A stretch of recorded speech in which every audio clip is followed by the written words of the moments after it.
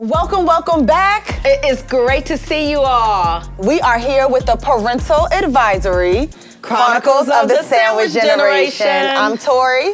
And I am Shirley. And we're so excited to be back. I hope you guys have been enjoying the first few episodes. I hope so too. I've been appreciating that you've been liking, sharing, and following us. Yes, and so make sure that you subscribe to this YouTube channel, to all of our podcasts where you can find them on Apple. We got them on Spotify. We have them on Audible. So we're trying to make sure that there's no excuse to not be a part of the Sandwich Generation. Right. We want to spread the love.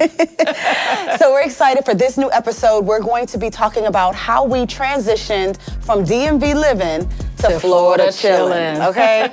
You have been advised, and Parental Advisory starts now.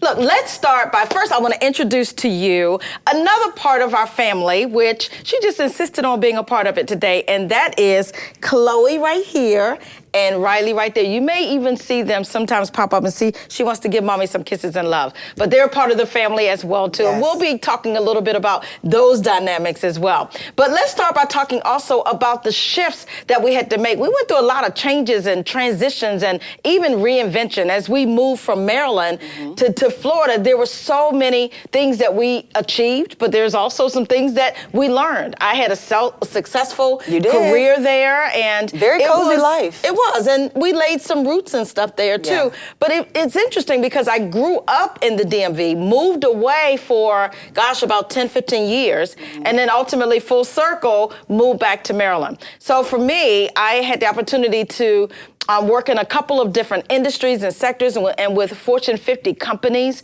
And then I had the opportunity to relocate back to Maryland, to the Baltimore area. But at that time, then I was working at a bank and then ultimately started working for Baltimore Gas and Electric, which today is now the Exelon Corporation.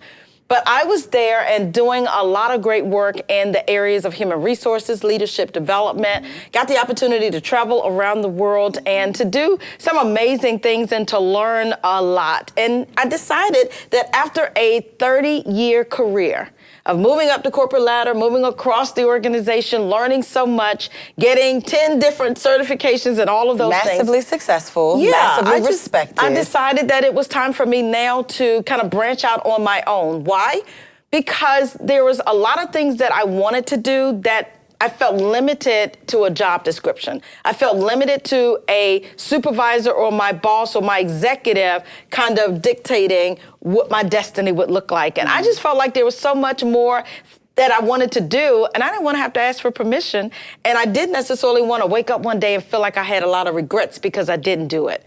And so I decided that it was time for me to launch my own global consulting firm. So we do speaking, training, coaching, and we do a lot of organizational audits and assessments, and I absolutely love that. So question for you. Yeah. What year was it when you decided, I'm going to go do my own thing? I had the itch probably in mid-career, but I knew it wasn't time because timing is everything. But I will say that I started to get it around 2011. And I started to feel like, you know what, I really want to do more things. I want to write books. I want to do some other kinds of speech topics. I don't want to be limited to just only human resources. I love career and professional development. And I feel like I'm a master of reinvention. I've been called the success doctor. So for me, I wanted to do some things beyond just my HR career, although I did still keep that. I wanted to broaden it and expand to so many other areas. And so that was 2011, but I wasn't ready. So 2011, I started feeling that itch and I started thinking, praying about it, and just really thinking and planning, right?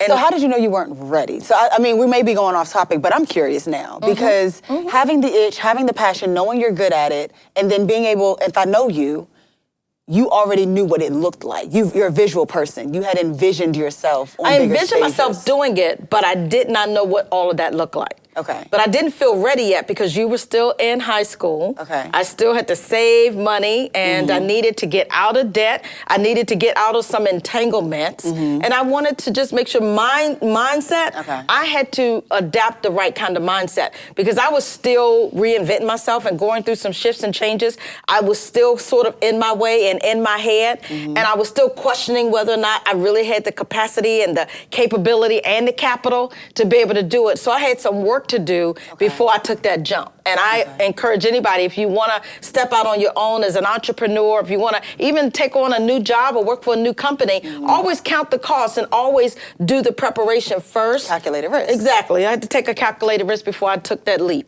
All right, so how many years between the time you got the itch and the time you jumped off the cliff? 3 years.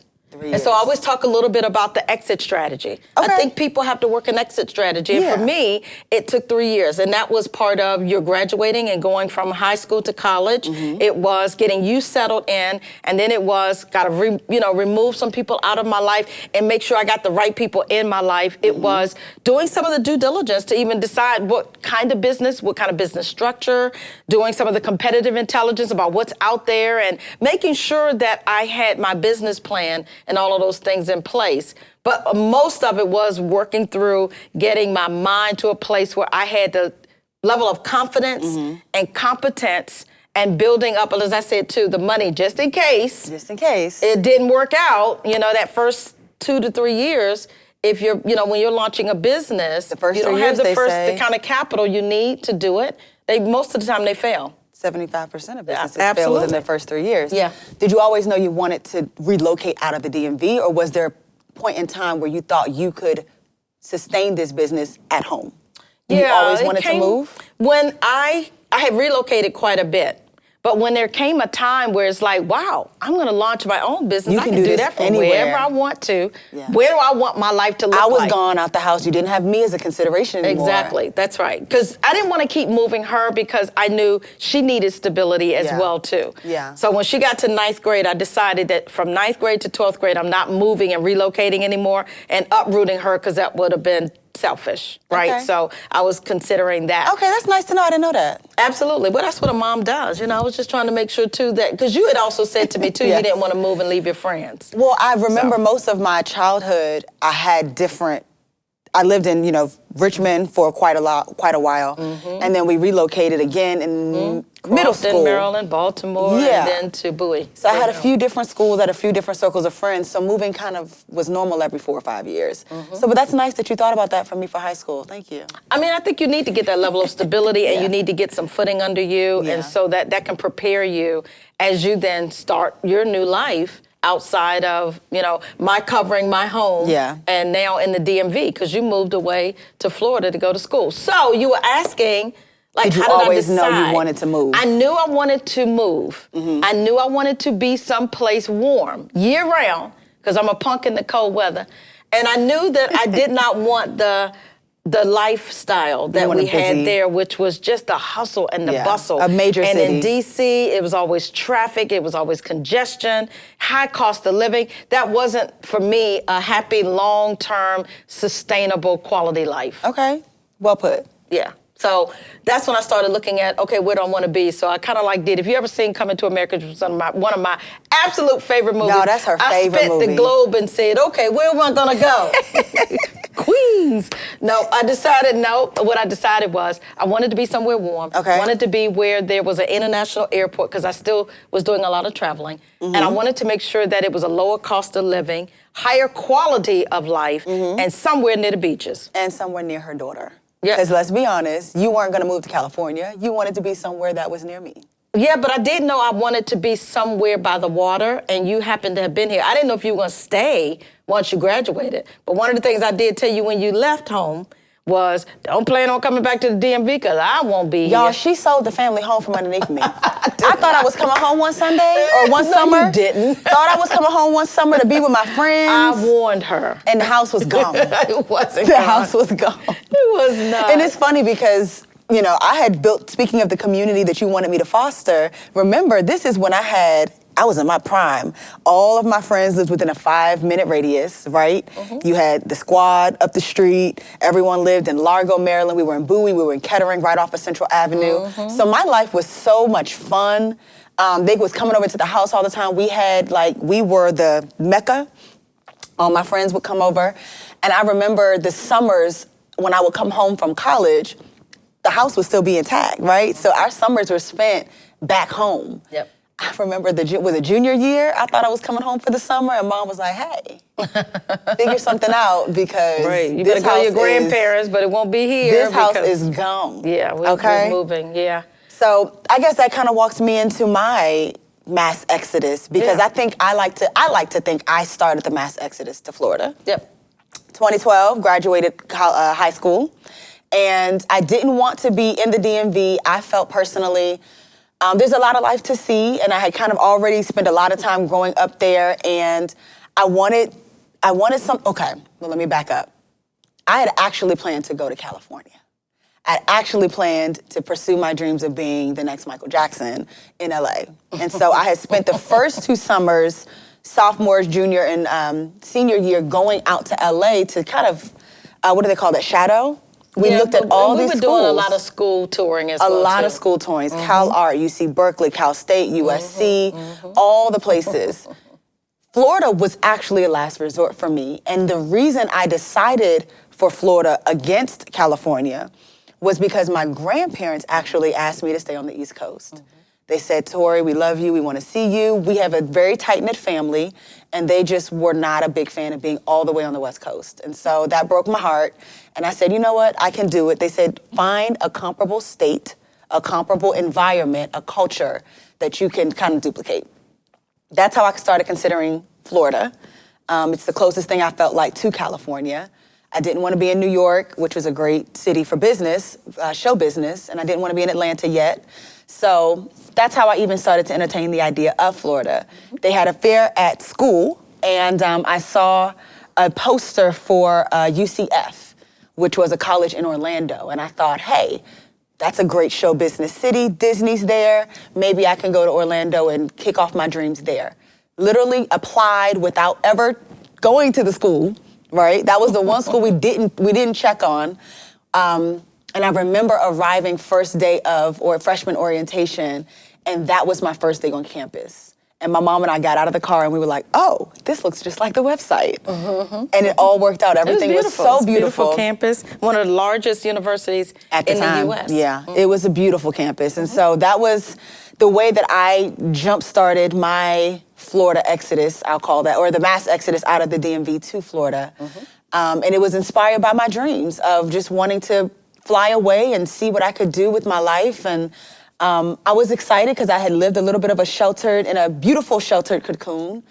So this was my first time being outside of the nest. And I think that started my own personal reinvention.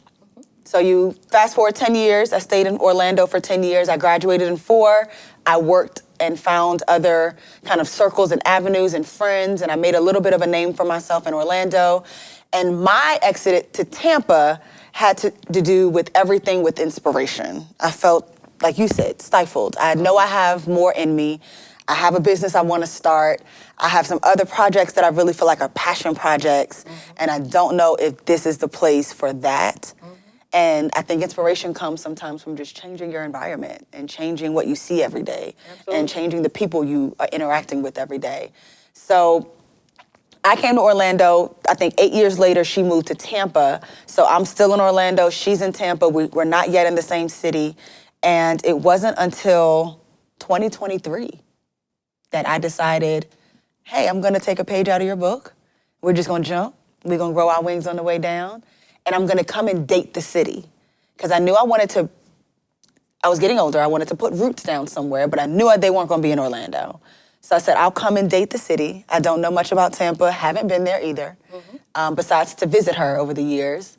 And I said, you know what, before I put roots down somewhere, let me just get acquainted with it. Let me flirt with the city and see what I like about it, if it's for me, if I can find my footing, if I can have my own identity outside of mom. Because that was another consideration. She's a big, successful mogul, and I didn't want to be in the shadows. And at that point in my life, I did not know how to stand beside her without I feel like maybe feeling overshadowed.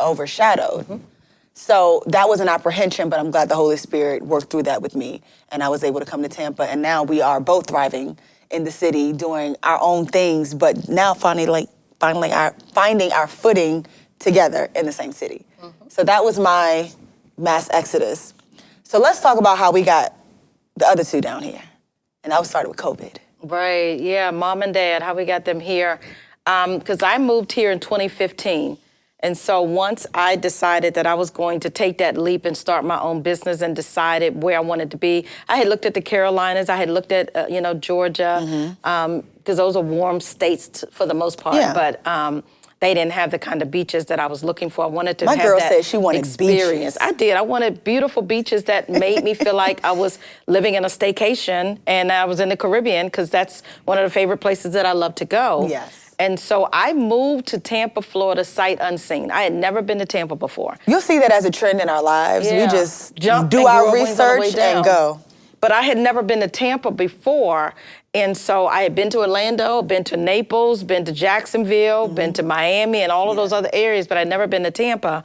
And so I just decided one day I was going to take a risk, and I put it out on social media and said, hey, I want to move to Tampa. I'm considering it. Does anybody, in my network live in Tampa, know anything about it? What do you think? And all of that. And a friend from high school that I went to, a classmate, I should say, lived in Tampa, had moved there 8 years earlier, and said, hey, I'm a real estate agent. I'm happy to host you when you come. So for my birthday that year of 2015, I spent the whole week in Florida, in Tampa, stayed at a hotel, and every day we went out looking at different places. Thank you, Candy. And so it was an opportunity for us to get a chance to explore the city. She showed me around. I had very specific criteria of things that I was looking for and how I wanted to experience the culture here and those kinds of things. What are some of the criteria? Well, I wanted to be in like a planned community. Okay. I didn't want to be downtown. I didn't want to be where all of the hot spots were, because it was just going to be a lot of traffic, and I didn't want that. I didn't want to build anything immediately. I didn't want to buy anything immediately. I wanted to lease, specifically. And then I wanted to be in some newer areas, up and coming areas of Tampa. Okay. And that was what they called New Tampa. And today it's kind of like Wesley Chapel, and it's a rising area. And so your first little house was cute. Yeah, I remember when I first visited, when you first moved to Tampa. She found a really beautiful life. You made a really beautiful life from there. Yeah, I mean, for me, that was what was important. It's got to be something I love. It's got to be something I find to be my happy place. It's got to be something that I would consider my staycation. And so I just leased until I decided that I really wanted to stay. So I kind of, in a way, dated Tampa as well, too. And I fell in love with it. And I was like, okay, this is where I'm going to be. I'm not moving anymore, although I can travel anytime, anywhere. But this is where I want to be. So fast forward to COVID. Got it there. COVID happened in 2019. I moved here in 2015. And so here we are, right? And so with COVID, everything shut down. And businesses closed down. Yep. And my parents, who were still working at the time, couldn't work anymore. Couldn't work. So it was a great opportunity for me to then get them to come. And they didn't have any excuses about can't come and can't stay too long because we got to be at work. And so that's when I, bought a house during COVID. And decided You bought the house during COVID? 2020. Oh, wow. 2020, I decided to buy it and asked Dad if he would come down, him and Mom, to come down and help me renovate it. So that's how you got him down here the first time? That part, yep. I said, I'm closing in November. Yes. And I closed on November 15th, and he came down then and helped me we gutted everything. And that was his first visit to Tampa? Yeah. Okay. That's how I got them here. But because nobody was flying, they drove. And so they came down in November and stayed till March. They sure did. They did. And they loved it. I was gonna say, did they know immediately that you were plotting to kind of trick? No, because I didn't know. I didn't know that I wanted them to move to Florida. Okay, so that wasn't always the master plan. No, not at all. Not at all. Okay, I didn't know that. Nope, didn't know it. So that first year, we just kind of hung out with each other. And really, it was interesting because we were reintroducing ourselves to each other, because I had never lived at home since I was 17 years old. When I left to go to college, I never came back home. And having that extended time with them in a house under the same roof, you hadn't had that. I had not ever. And so I didn't know them as an adult woman living with them, and they didn't know me as their adult daughter, living with them as well, too. So it was adjusting, but it was also reintroducing, and yet we had a great time. It was fun. We got along well.